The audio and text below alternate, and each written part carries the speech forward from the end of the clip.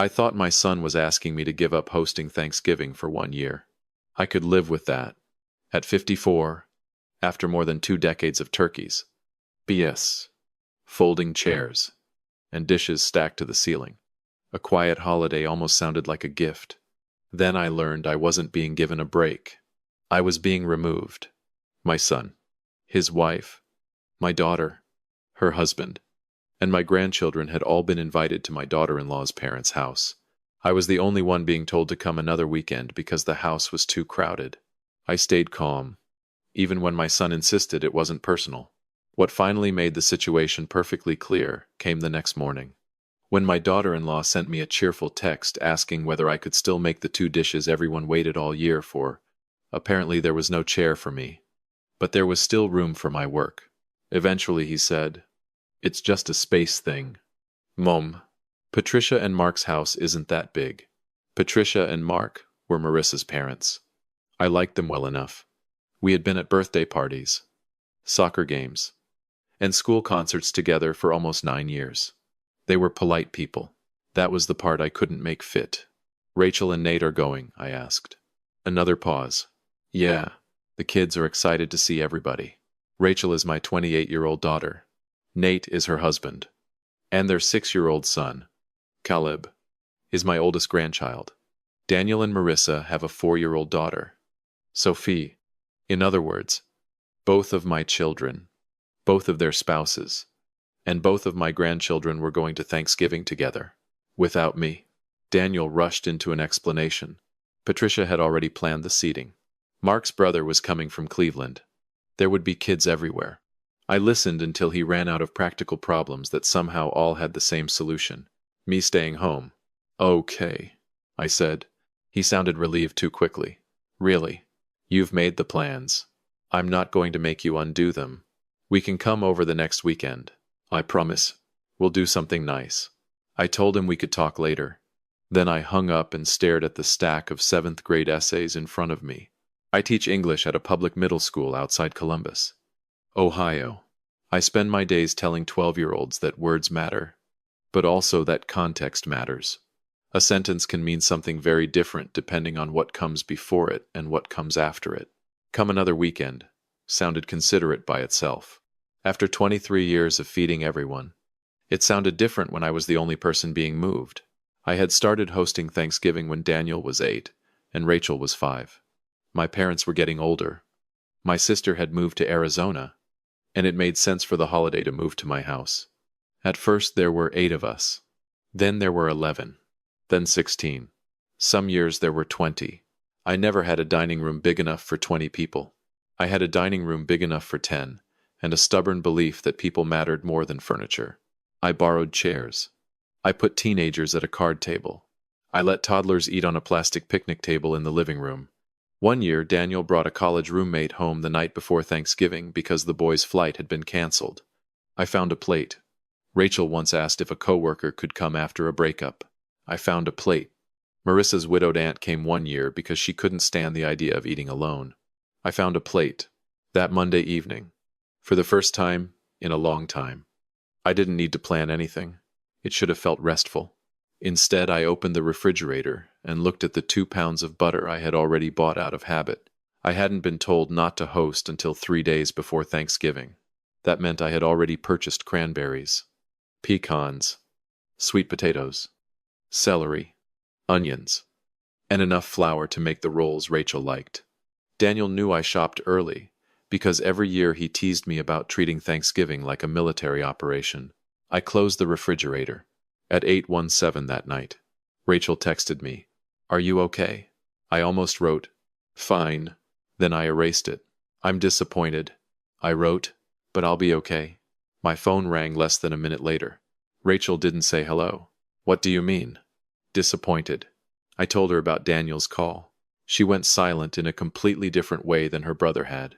"Mom, I thought you wanted this." "Wanted what?" "A year off. Marissa told me you were exhausted from school and said you didn't want a big Thanksgiving. She said you were probably going to spend the day reading and enjoying the quiet." I sat back in my chair. There it was. The missing context. Rachel hadn't chosen a Thanksgiving table over me. She had been told I had chosen not to come. I never said that. I told her. She apologized immediately, then got angry. I could hear Nate in the background asking what was wrong.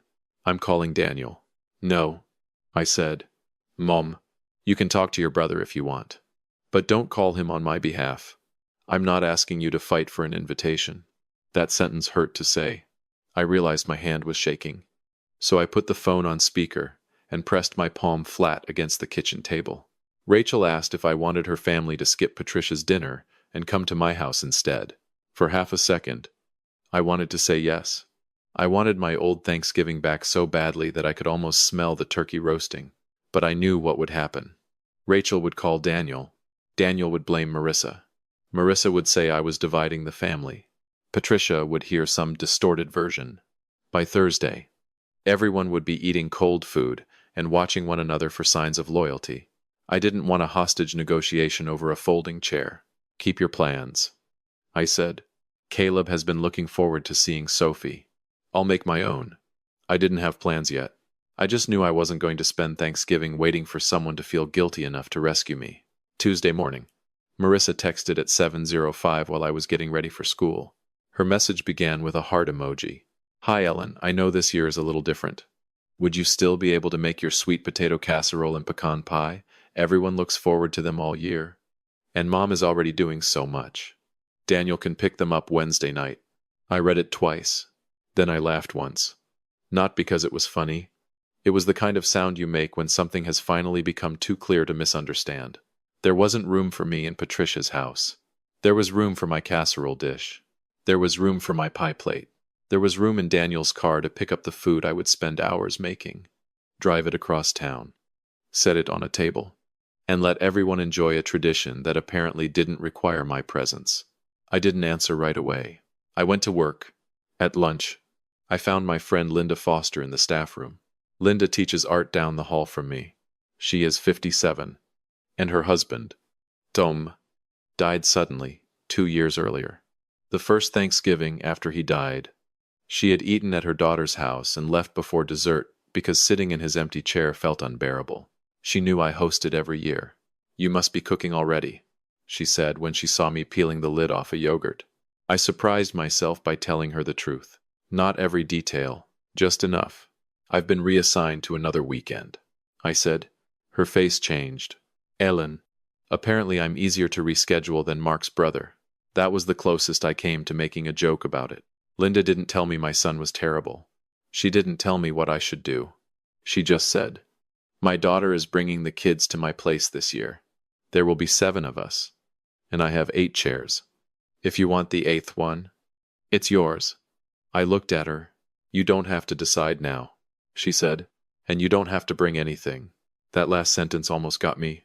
I spent so many years being the person who made the holiday possible that I had forgotten how different an invitation feels when nobody attaches a task to it. I'd like that, I said. Linda smiled. Then come at 3. When my planning period started, I answered Marissa. No, I won't be making the casserole or pie for Thursday. I hope you all have a good Thanksgiving. I read it before sending. No accusation, no lecture, no hidden threat. Just no. Marissa answered 12 minutes later. Oh, I thought you'd already bought everything. I had. I didn't reply. At 4 that afternoon, Daniel called. Mum, what's going on with the food? I was still in my classroom, stacking novels back on a shelf. Nothing's going on with it. I'm not making it. Marissa's really stressed. Her mom planned around you bringing those dishes. Why? He hesitated. Because you always make them. I always make them for Thanksgiving at my house. Come on, Mom. You know what I mean. I did know what he meant. He meant my labor had been carried over even though my invitation had not. Danielle, I'm not angry that someone else is hosting. I'm hurt that the whole family was invited and I was excluded. I'm more hurt that Rachel was told I wanted to stay home. But I'm not going to argue my way into Patricia's house. And I'm not sending food to a dinner where I don't have a seat. He exhaled hard. You're making this bigger than it is. Then 2 missing dishes shouldn't be a big problem. There was a pause. That's not fair. Neither is expecting me to cook for a party. I was specifically asked not to attend. He tried another approach. He said Sophie loved my sweet potatoes. He said Marissa was embarrassed. He said Patricia was already overwhelmed. He said changing the menu this late would be difficult. I listened. Then I said, I have to go. The custodian is locking my hallway. He sounded stunned that the conversation could end without him convincing me. So that's it. For the food? Yes. I drove home with both hands tight on the steering wheel. Being calm did not mean I wasn't hurt. At a red light, I started crying so suddenly that I had to wipe my face with the sleeve of my coat before the light changed. When I got home, there was a plastic storage bin in the dining room closet, labeled Thanksgiving. Inside were cloth napkins, turkey-shaped place cards the kids had colored, and the wooden napkin rings my father made before he died. I sat on the floor with the closet door open for a long time. What hurt wasn't losing one dinner. It was realizing how easily people could confuse the things I did for them with the role I was required to keep doing. Wednesday morning, Rachel came over with coffee. She had spoken to Daniel. I could tell before she took off her coat. He says it was Marissa's mom's decision because the house is crowded. That's what he told me. Rachel looked furious. But Marissa told me you wanted the day off. I know. Why lie? I didn't answer because I didn't know. Rachel did. She had gotten more out of her brother than I had.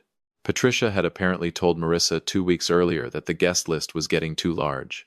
Marissa didn't want to cut her cousin or Mark's brother because it would create drama on her side of the family.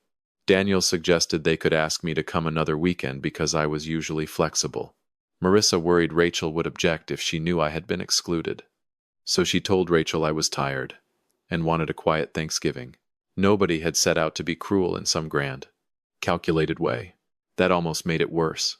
They had simply worked through the guest list until they reached the person whose feelings seemed cheapest to spend. Me, Rachel said. We're not going. That's your decision. Nate agrees. Then make sure you're doing it because it's what you want. Not because you think I need you to punish Daniel. She studied me. What are you doing tomorrow? I'm going to Linda's. Her whole face softened. Good. I asked what she would do. She said Nate's parents were having an early dinner and had already told them to come if plans changed. Caleb would still get turkey. Pierre. And too much attention from grandparents. That was when I understood something important. I didn't have to rearrange everybody's lives to prove I had been hurt. I could let adults make their own decisions after they knew the truth. Daniel called again around noon. This time he wasn't angry. Rachel canceled. She told me, Mom, this is exactly what I was trying to avoid. You were trying to avoid Rachel knowing why I wasn't there. He didn't deny it. For the first time, I heard less confidence in his voice and more discomfort. Marissa thought she was smoothing things over by telling your sister something that wasn't true. I know. That part was wrong. I waited. He added. I should have handled it differently. It wasn't a full apology. It was the first honest sentence I had heard from him all week. Yes. I said. You should have. He asked if I wanted him, Marissa, and Sophie to stop by Thursday morning before they went to Patricia's. The offer was tempting, but it felt like fitting me into the margin of the same plan. No, I said. Have your Thanksgiving. We'll see each other another day. There was no satisfaction in saying it. I loved my son. I loved my granddaughter. Boundaries don't erase love. Sometimes they are the only thing that keeps love from turning into quiet resentment. On Thanksgiving morning, I woke up at 6:10 out of habit. For years, that was when I put the turkey in the oven. The house was still. I made coffee and stood in the kitchen waiting for the ache to arrive. It did, but it wasn't as sharp as I expected. I watched the sunrise through the back window. I read for almost an hour. Then I took a walk through my neighborhood. Nobody needed me to baste anything. Nobody called to ask where the gravy boat was. Nothing burned because I left the room for 10 minutes. At noon, I made a small cranberry-orange loaf from ingredients I already had. I was not proving anything by refusing to cook. The point was never that nobody deserved my food. The point was that I got to decide where my effort went. At 3, I drove to Linda's house with the loaf wrapped in a clean kitchen towel. Her daughter, Ame, opened the door before I knocked twice. You must be Ellen. Mom talks about you all the time. Then she stepped aside and said the simplest thing in the world. Come in. We saved you a seat. I had to look down while I took off my coat. Linda's Thanksgiving wasn't fancy. Her dining table had a scratch down the middle. One of her grandsons refused to eat stuffing. Amy forgot to put the cranberry sauce out until halfway through dinner. It was wonderful. Nobody asked me to fix anything. Linda's 11-year-old granddaughter wanted to know what books my students complained about most. Amy's husband told a ridiculous story about trying to deep clean the garage before his parents visited. We ate too much. We laughed. After dinner, I helped clear plates because I wanted to, not because the room seemed to tilt if I stopped working. A 5:00. My phone buzzed with a picture from Daniel. Sophie was holding a dinner roll and making a face at the camera. "Hope you're having a good day," he wrote. I sent back a picture of Linda's table after dessert. "I am. Hope you are too." That was all. Later, Rachel sent me a photo of Caleb playing cards with Nate's father. She added, "I'm glad we changed plans." I didn't ask what was happening at Patricia's house. I didn't need a report about whether anyone missed my casserole or complained about the pie. The fantasy version of revenge would have required their dinner to fail without me. It didn't. They ate. They talked. They had Thanksgiving. And so did I. That mattered more. Friday afternoon. Daniel came by alone. He stood in my kitchen with his hands in his jacket pockets and looked more like the boy who used to confess to broken lamps than the 31-year-old man he was. "Can we talk?" I poured coffee for both of us. He told me dinner had been fine, but uncomfortable. Rachel's empty places had required an explanation.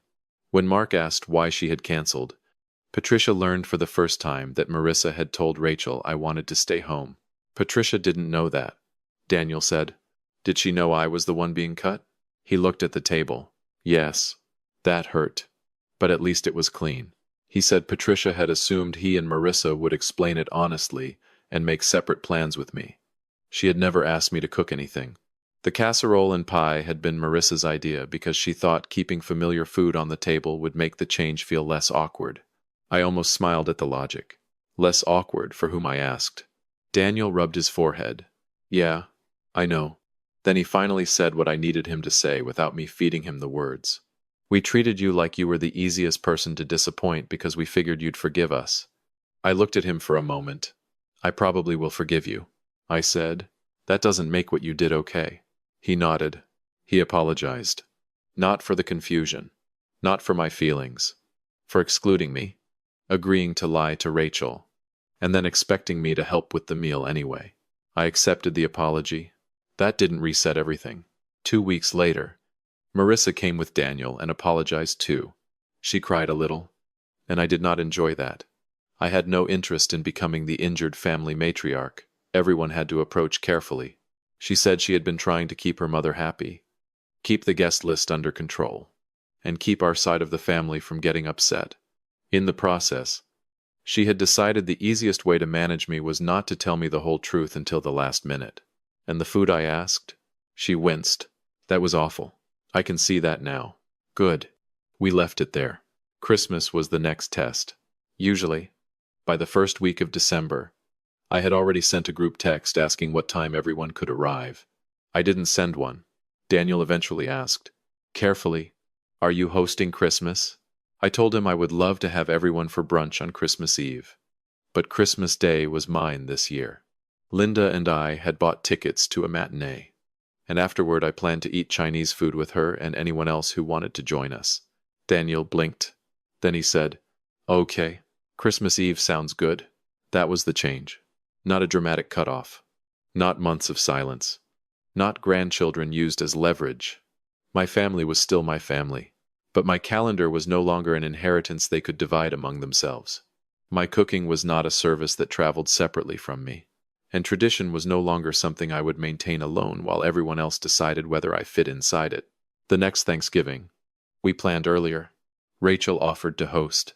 Her house was small, so Daniel brought 2 folding chairs. Marissa made the sweet potato casserole from my recipe. It wasn't exactly like mine, and nobody pretended it was. I brought the pecan pie because Rachel asked me what I wanted to bring, not because anyone assigned it to me. When I walked into her dining room, Caleb had put handwritten place cards around the table. Mine was between his and Sophie's. I kept that little card. It is tucked now in the same storage bin as the wooden napkin rings and the old paper turkeys, For 23 years, I thought I was preserving Thanksgiving by keeping the menu the same, opening my house, and making sure everybody had what they expected. My first Thanksgiving as someone else's guest taught me something gentler. A tradition is not the pie. It is not the casserole, the good plates, or the person willing to wake up before dawn and make everything happen. It is the choice to keep making room for one another. And if a family wants what you bring to the table but not you at the table, you are allowed to take your hands, your time, and your love somewhere. They have saved you a chair. If your family asked you to cook for a Thanksgiving dinner you weren't invited to, would you have sent the food?